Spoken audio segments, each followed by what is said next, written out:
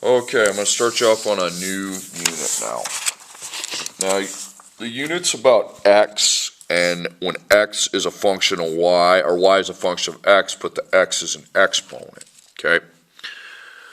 It's asking you a question at the beginning. It says, determine if each function is an example of exponential growth or decay. Here's how you're going to do that. You're going to make a table, 0, 1, 2. And with this x, since it's not 4 times x, it's 4 to the x power. So what you're going to do is make an upside down v, so you know that that's to the power. And then you're just going to insert those numbers in. So you're going to take 2 times 4, that means times, and I hit the power button, that the power key's right here, this upside down v. And then put 0 in there. So that's 2. Now click the up key, and just instead of a 0, you're going to put 1, so that's 8. Now click the up key, instead of a 1, you're going to put 2, so that's 32. What is happening here? Are you getting bigger or smaller? You're getting bigger, a lot bigger every time, okay? So it represents growth, so you put growth. Okay, next one. X, Y, 0, 1, 2. So it's 5 to the x power, okay? So I take 5 to the power of 0. Anything, by the way, anything that's just raised to the power of 0, 5 power 0 is 1, okay? Now you're like, up here it was 2. Well, yeah, that's because you had a times 2. 4 to the 0 power is 1, but what's 1 times 2? Okay, you had a multiplier of 2 here. That's why that was a 2. Okay, 5 to the power of 1 is 5. And 5 to the power of 2 is 25. So that's going to be growth.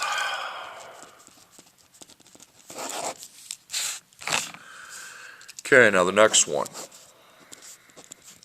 And I'm going to show you eventually how to do it without the table in this packet, so don't go ahead on the assignment, okay? So you go 3 times 0.25. You can put the parentheses if you want. You really don't have to. And then to the power of 0. So that's going to be 3, because that to the 0 is 1 times 3 is 3. Okay, then I hit up and just replace the 0 with a 1. That's 0.75. Now replace the 1 with a 2. 0.1875. Well, here, when I go from here, they're getting smaller, okay? So when they're getting smaller, it's called a decay function, D-E-C-A-Y. So 0, 1, 2. So 0.5 times 1/8. Oh, yeah, you do need the parentheses with the fraction, okay? So 0.5 times parentheses 1 ABC4. If you have a fraction, you want to put that in parentheses. To the 0 power, that's 0.5. Click up, and now it's 1. 0.125. Click up, that's going to be 2. 0.03125. Now here it's getting smaller again, so that's decay. Okay, there is a way to tell whether it's growth or decay without you making the table, which you probably might want to do. First off, just look at the x power and circle the x power and the base. Forget about anything outside, just circle that, okay? Take 7 divided by 5, 1.4. Is that bigger than 1 or less than 1? It's bigger than 1, okay? So it's bigger than 1. If that's bigger than 1, then it's going to be growth, okay? Okay, now again, I circle that. Now obviously 10 is bigger than 1, so that's growth. Now circle that. If I take 1 divided by 3, since there's a 0 in front of the decimal, that's not bigger than 1, okay? So that's less than 1. So when it's less than 1, I write decay, okay? Now pause the video and do 1, 2, 3, 4, 5, 6, 7. You don't have to make tables if you can remember how to figure out, if the base on the exponent's bigger than 1, it's growth. If it's less than 1, it's decay. Then resume the video, then I'll show you what you're doing after that.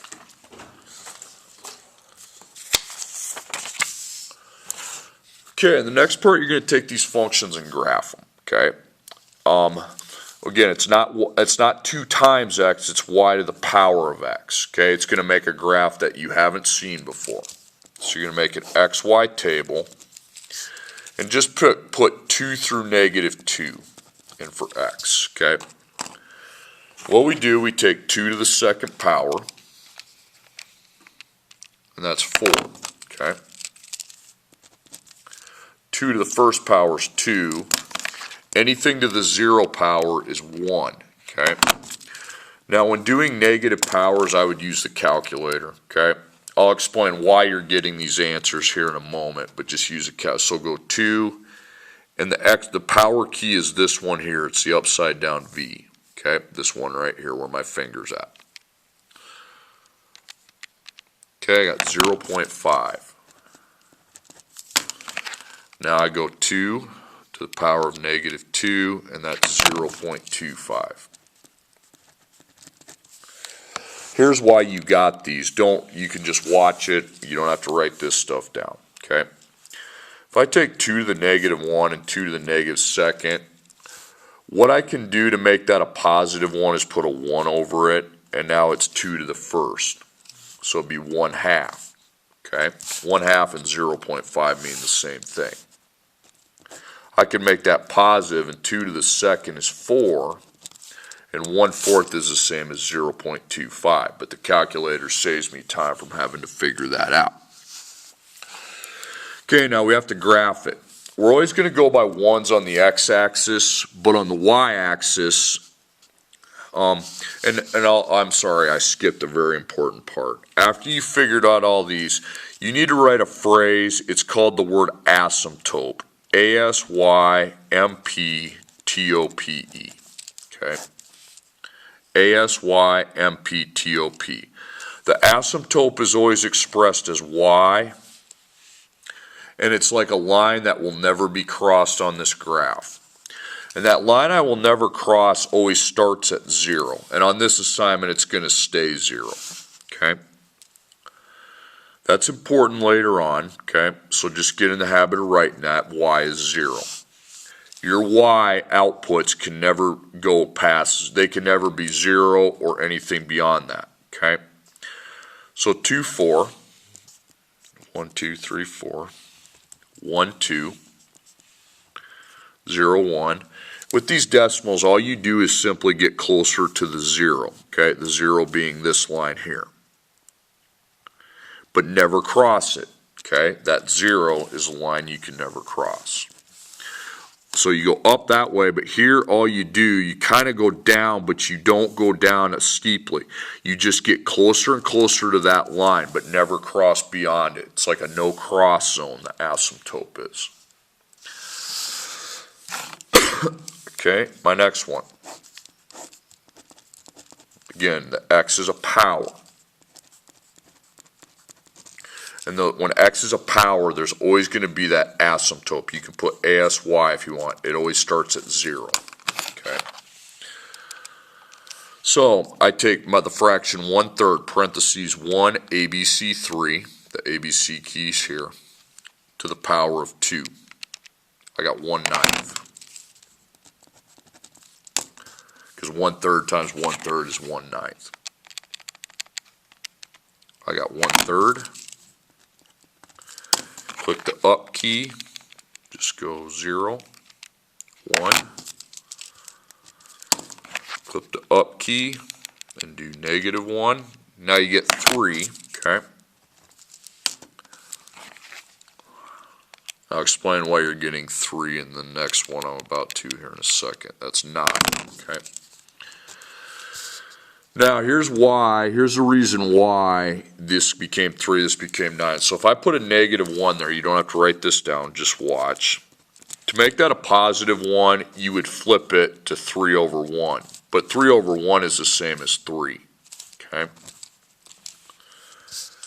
And the same thing here.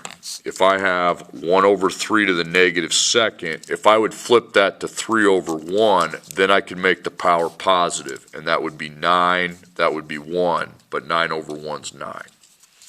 Don't worry about all that stuff I'm writing there, just you punch it in, you're good. Now you'd want to start graphing down here where you don't have to deal with fractions or decimals. So left 2, 1, 2, 3, 4, 5, 6, 7, 8, 9. Okay. Negative 1, 3. 0, 1. I start graphing with the non-decimals because with the fractions, all that happens is you just get closer to the 0. Okay. 0 being this line here.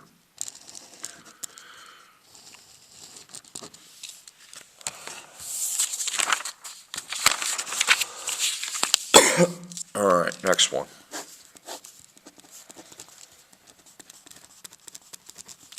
So it's 5 to the x power, so 5 to the second. 5 to the second means 5 times itself, 25. 5 to the first would be 5. Anything to the 0 is going to be 1. Then I'll put in the negative. 0.2.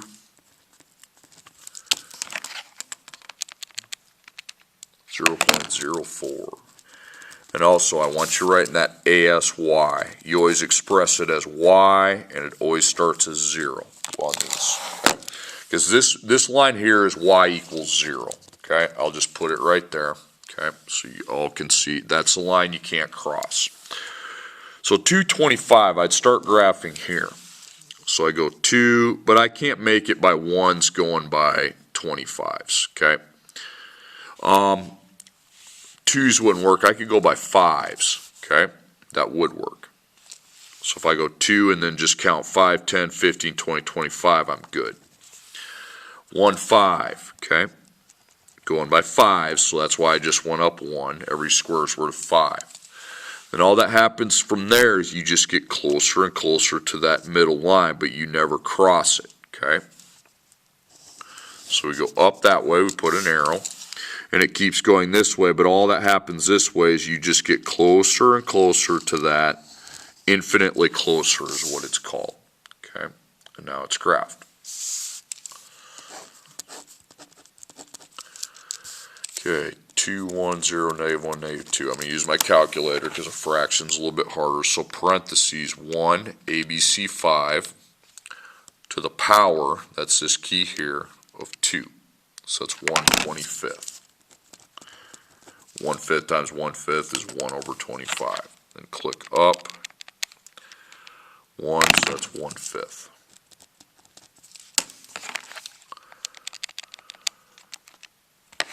So 1. And negative 1 gives me 5. Negative 2, 25. Okay. Okay, and also I want to see that ASY. Okay, it's always going to be 0 on this assignment. And y equals 0 is this line right here in the middle. You won't cross that line. Okay, so we'd want to start graphing here because it's easier to start your graph with the non-fraction or decimals. Okay, so negative 2, 25. Okay, now 25 I got to go by 5s again. 20, 25. Negative 1, 5, so left 1 up 5. 0, and then again, remember 0, 1, don't go up 1 because you're making this worth 5, so 0 is just close. 1/5 is even closer. 1 out of 25 is even closer, okay? Okay, so you go up on that side. On the other side, you just get closer and closer to the line, and then it tails off. Okay, but don't cross that. Okay, pause the video and do 8, 9, 10, and 11.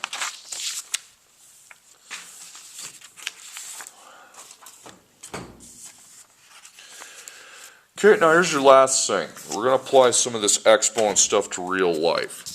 You put $500 in a bank account. The bank account earns 2% interest each year.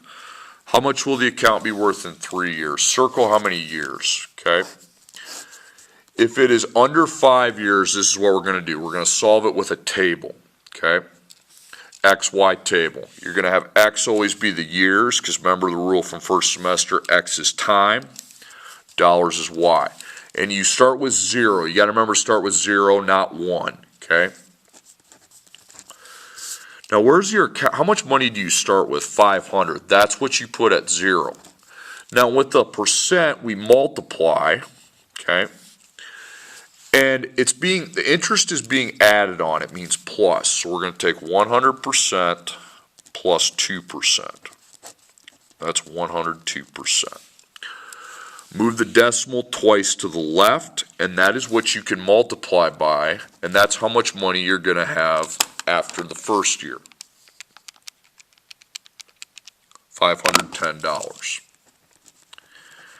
Now the next year I get 2% again, so I'm going to multiply by 1.02. $520.20. 0.2 means 20 cents. 1.02. Just keep what's on your calculator then and just multiply by 1.02 again. It'd be $530.60. Only put 2 digits after the decimal. Okay, problem solved. Okay.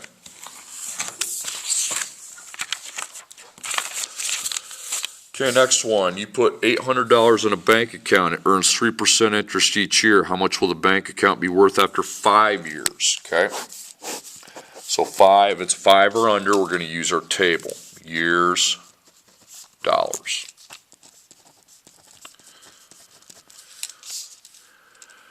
Okay, so we start with 800. That's how I want you to do it. If it's 5 or under, use a table. And then we multiply, not add, because it's by a percent. Now a percent, the 3% interest is added, but we don't add it to $800, okay? We add it to 100, and we have 103%. Move the decimal twice, and that's 1.03. So taking that times 1.03, we'll find how much money I have after 1 year. $824. Timesing it by 1.03 again, $848.72. Times 1.03 again, $874.18. Times 1.03 again, $900.41. Times 1.03 again, $927.42. Okay, that's your answer. Okay, now remember my rule. If it's 5 or less, use a table, but this time it's 15 years. Okay, so you're going to use it. You're going to write an equation. Okay. You start with $1,200, then you multiply, okay? Because that's a long table, 15 years, okay? I got to find another way to do it. It earns 1% interest. That's plus 1, but we take 100% plus 1%. Move the decimal twice, you got 1.01. Now, some people are like, well, just times it by 15, then no. You already used the times here. Once you use the times, you can't use it again. Now, I would multiply it by 1.01 15 times in a row, because it's 15 years. So when you multiply by something over and over and over, you use a power, okay? And the power is 15.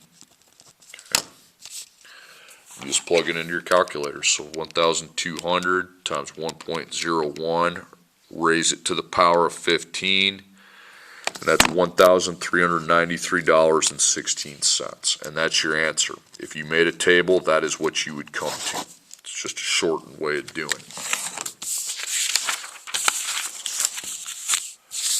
Okay, next one. You deposit $51,500 in an account that pays 2% interest each year. How much will be in the account after 20 years?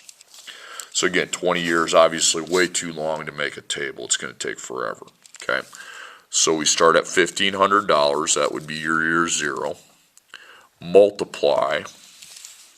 I need to take 100% because a 2% interest means it's added. So 100% plus 2% is 102%. Remember to move the decimal. Now you would multiply by 1.02 over and over and over, as you saw in that table. So when you multiply by something over and over, you use a power, and you would do it repeatedly 20 by 20. Okay. I would start with that, then I would multiply that as a factor by 20 factors of that. Okay, so 1,500 times 1.02 to the power of 20, and that's $2,228.92. Okay, that's a wrap.